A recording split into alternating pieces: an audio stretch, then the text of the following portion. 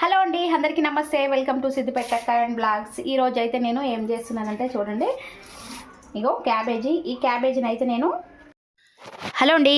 క్యాబేజీని అయితే ఇలా చిన్న చిన్న ముక్కల్లాగా అయితే కట్ చేసుకున్నాను. ఇప్పుడు ఈ జల్లె గిన్నెలో వేసేసి మంచిగా దీన్ని అయితే ఒక 2 సార్లు అయితే మంచిగా కడగాలండి. చాలా అంటే చాలా బాగుంటుంది పకోడీ అయితే. నాకైతే చాలా ఇష్టం. మరి మీకు ఎంతమందికి ఇష్టమో వీడియో చూసిన తర్వాత అయితే కామెంట్ చేయండి. ఇంకా దీన్ని అయితే మంచిగా 2 సార్లు అయితే కడిగానన్నమాట. ఇప్పుడు దీనికి పకోడీకి ఏమేమి కావాలో మీకైతే చూపిస్తాను. ఓకే ఫ్రెండ్స్, రండి. అయితే చూడండి, ఇలా మంచిగా కడిగి చిన్న చిన్న ముక్కల్లాగా అయితే తరిగాను. ఉల్లి పకోడీ కన్నా క్యాబేజ్ పకోడీ చాలా బాగుంటుంది. ఒక్కసారి మీరు ట్రై చేయండి.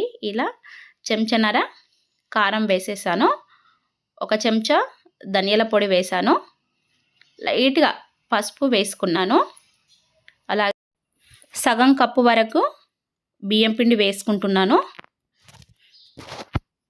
తగినంత ఉప్పు వేసేసుకోవాలి, రుచికి సరిపడంతండి. ఇప్పుడు ముందుగా అయితే మనం బియ్యం పిండి సగం కప్పు వేసాము. ఇప్పుడు శనగపిండి అయితే ఫుల్ కప్పు అయితే వేసేస్తున్నాను. దీన్ని అయితే ఇలా చిన్న చిన్నగా కలుపుకోవాలి ఒకసారి. ఇప్పుడు అల్లం వెల్లుల్లి పేస్ట్ 1 స్పూన్ అయితే వేసాను. ఇలా చిన్న చిన్నగా అంటే కొద్దిగా నీళ్ళు పోసుకుంటూ పిండి మొత్తం ఇలా అయితే తడుపుకోవాలి. చూడండి ఎంత బాగా కనిపిస్తుందో. ఇలా చేసిన తర్వాత పిండి ఒక 5 నిమిషాలు అయితే దీన్ని మూత పెట్టేసి 5 లేదా 10 నిమిషాలు పక్కకైతే పెట్టాలండి. మంచిగా క్యాబేజ్కి అయితే ఉప్పు కారం మసాలా మంచిగా పట్టుకుంటుంది. అంతలోపు స్టవ్ ఆన్ చేసి పొయ్యి మీద కడాయి పెట్టి నూనె వేడి చేసేసుకోవాలి.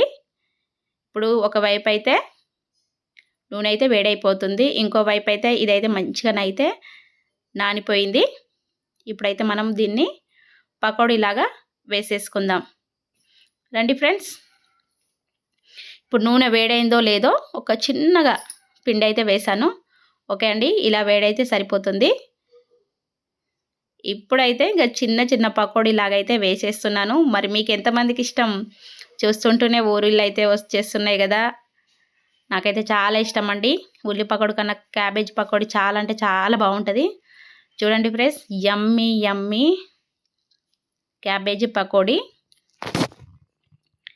ఇంకా ఇలా అయితే డీప్ ఫ్రై చేసేసుకుంటే సరిపోతుంది. చూడండి, అలాగే ఇప్పుడు ముందుగా వేసినట్టుగానే మళ్ళీ ఒకసారి అయితే మనము మళ్ళీ చిన్న చిన్నగా అయితే వేసేసుకోవాలి.